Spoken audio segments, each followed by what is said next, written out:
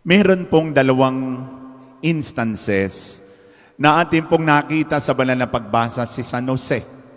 Una po ay nang sinabi ng Anghel Gabriel na huwag hiwalayan si Santa Maria sapagkat ang ipaglililihi ay lalang ng Espiritu Santo. At meron akong pattern. Magpapakita ang anghel, pagkatapos magpakita, sasabihin ng anghel kung ano ang dapat niyang gawin, at pagkatapos susundin naman ni San Jose. Gayun din ang ginawa niya ngayong araw na ito, yung flight to Egypt. Napakita uli ang anghel at sinabi kay San Jose, umalis kayo dyan, sabagat ipapapatay ni Haring Herodes ang lahat ng mga bata.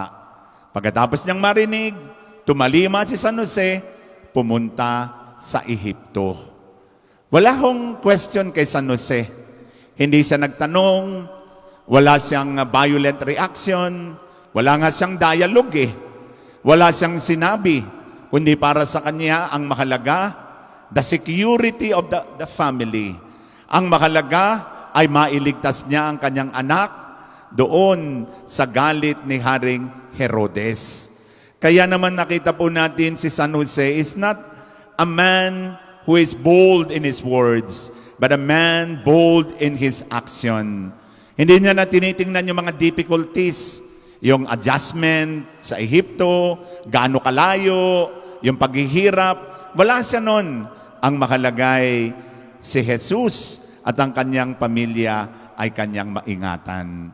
Siguro ito rin po ang pinakamahalaga po sa atin na sa kalooban po ng Diyos may mga pagkakataong daranasin natin ang paghihirap. Daranasin natin ang mga kapighatian. Pero wag na po tayong magtanong. Tayo pa yung magpasailalim na rin sa kalooban ng Diyos, katulad ni San Jose. Ngayon po ang kapiyastahan ay binabanggit natin Holy Innocents. Nagalit po si Haring Herodes. Nang nalaman yung mga pantas ay nag-iba ng daan. Sabagat nang nakita nila ang Panginoon, they were gifted with a new life. At nakita na nilang malinaw ang kanilang misyon sa buhay na mag-alay sa Panginoon ng kanilang mga handog. They came to offer their gifts, but they came home gifted with a new life. Kaya nag-iba na siya ng direksyon ang tatlong pantas. Kaya galit na galit si Haring Herodes, kaya ang kanyang ginawa, ipinapatay ang lahat ng mga bata, ang sanggol, around Bethlehem at sa kalapit na lunsod, mula po sa 2 taon pababa. Kaya naman narinig ang panaghoy ni Rachel sa Ramah kung saan ang mga anak niya ay kasama sa mga pinatay. Kaya naman po, ang sabi nila, ito ay araw ng lukuhan. Sapagkat pag daw ikaw ay umutang, kahit hindi mo na daw bayaran. Sapagkat ito yung panahon na niloko si Haring Herodes na mga pantas.